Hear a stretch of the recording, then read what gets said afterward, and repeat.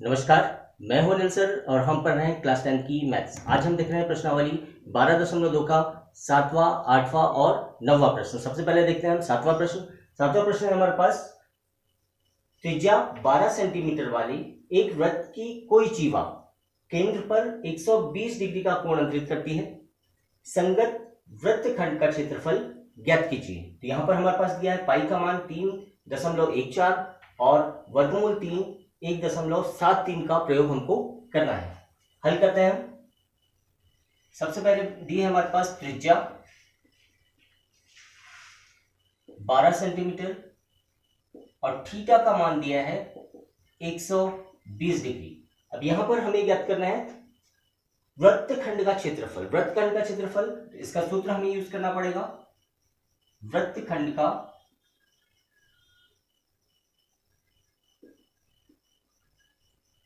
क्षेत्रफल, वृत्तखंड का क्षेत्रफल होता है हमारे पास पाई आर वर्ग थीटा बटे 360 ऋण 1/2 आर का वर्ग साइन थीटा।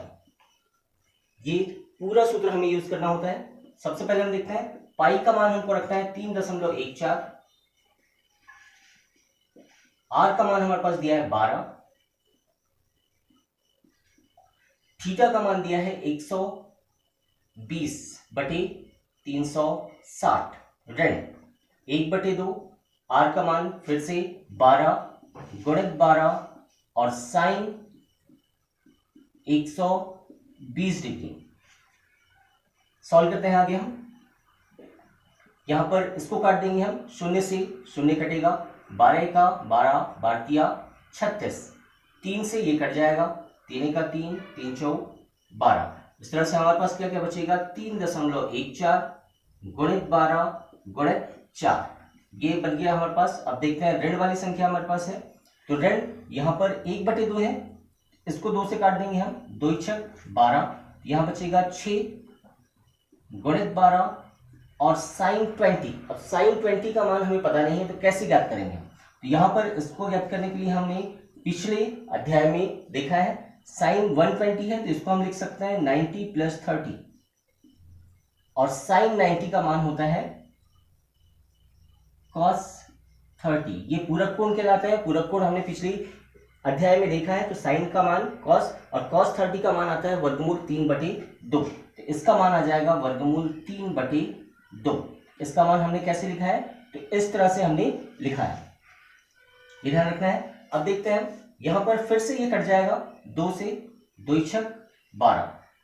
आगे देखते हैं फिर से, यहां पर आ जाएगा 3.14 गुणित 12 48 आ जाएगा।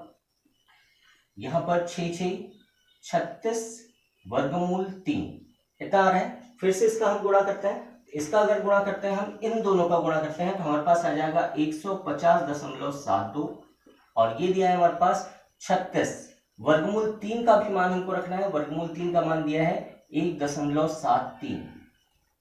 फिर से आगे देखते हैं, ये हो जाएगा 150.72 और इसका इससे गुणा करेंगे हम, तो आ जाएगा 62.28।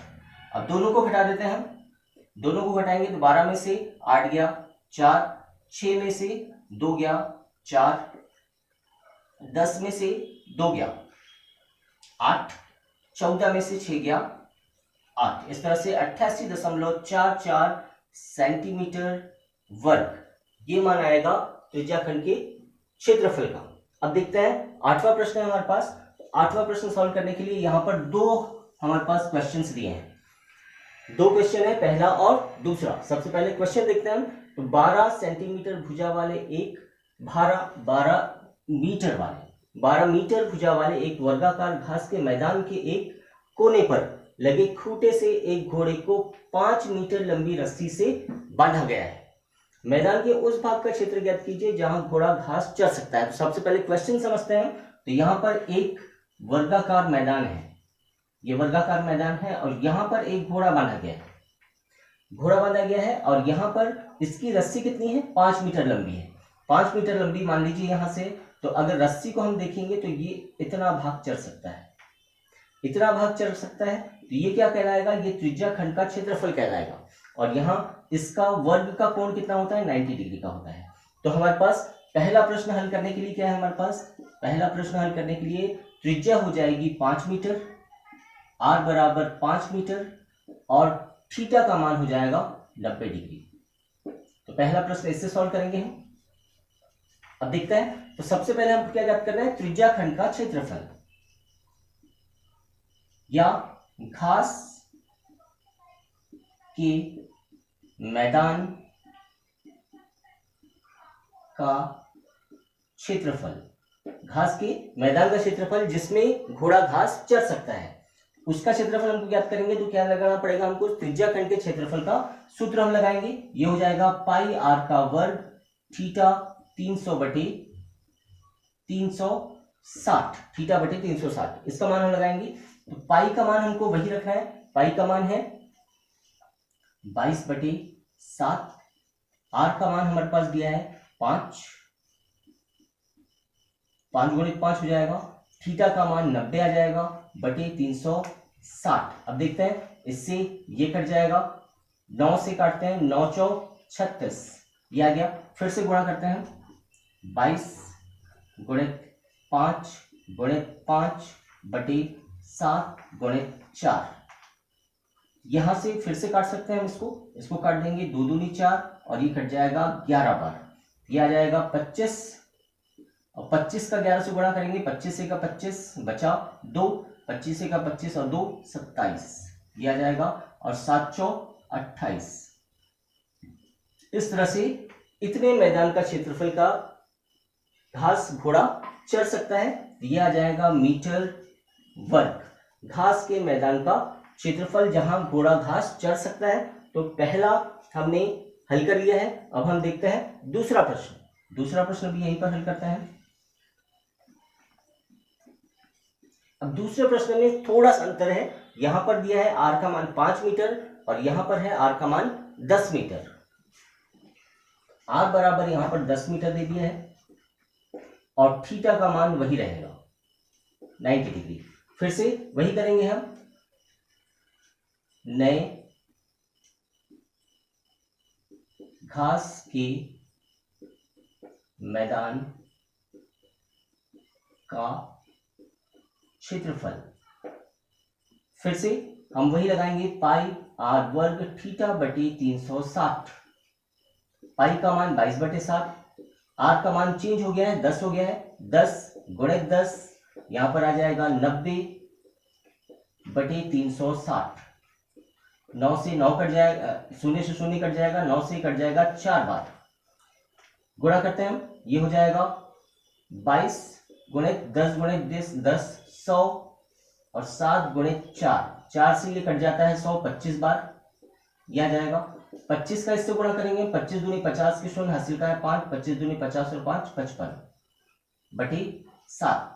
इस तरह से ये जो एरिया है या ये जो क्षेत्रफल है, इतना घास घोड़ा चर सकता है, ये आ जाएगा मीटर वर्ग में। इस तरह से हमने यहां पर हम देखते हैं, यहां पर हमने 7 चौ 28 लिख दिया है, जबकि 7 का 2 से गुणा होना चाहिए, मतलब यहां पर आना चाहिए 14। तो इसका क्षेत्रफल आएगा 275 बटे 14 मीटर वर्ग और इसका आएगा 550 बटे 7 मीटर वर्ग। इस तरह से हमने 7वां और 8वां प्रश्न हल कर लिया है। अब हम देखते हैं अगला प्रश्न, 9वां प्रश्न देखते हैं। 9वां प्रश्न भी 2 पार्ट में डिवाइड है, इसको देखते हैं। पहले क्वेश्चन देखते हैं, एक वृत्ताकार ब्रूज को चांदी के तार से बनाया जाना है जिसका व्यास 35 मिलीमीटर है। तार को वृत्त के 5 व्यासों को बनाने में भी प्रयुक्त किया गया है। उसे 10 बराबर त्रिज्या खंडों में विभक्त करता है, तो इसे ज्ञात कीजिए। यहां पर देखते हैं 10 बराबर त्रिज्या खंडों में विभक्त करता है, तो यहां पर देख लेते हैं हम हल। सबसे पहले हमारे पास डी है व्यास, व्यास कितना है 35 मिलीमीटर, तो त्रिज्या हो जाएगी 35 बटे 2 मिलीमीटर। व्यास की आधी त्रिज्या होती है और कोण हमको ज्ञात करना है थीटा। तो थीटा, तो यहां पर देखते हैं पूरे वृत्त का व्यास होता है, पूरे वृत्त का डिग्री कितनी होती है 360 डिग्री का वृत्त होता है। तो यहां पर 10 खंडों में विभक्त किया है तो ये हो जाएगा 36 डिग्री। तो थीटा का मान 36 आ जाएगा, आर का मान 35/2 आ जाएगा और व्यास है 35। अब हम देखते हैं कुल वांछित चांदी के तार की लंबाई। तो यहां पर हमको निकालना है तार की लंबाई।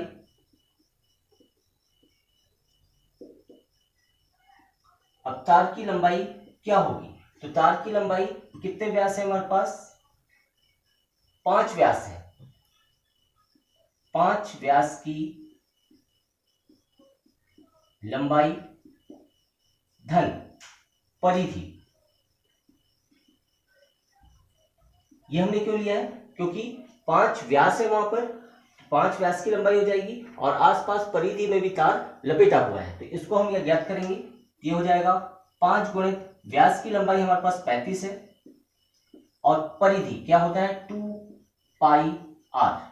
फिर से 5 25 की 5 हासिल का 2, 5 3 15 और 2 17, ये आ गया 175। यहाँ 2 गुणित पाई का मान है 22/7 और आर का मान है 35/2।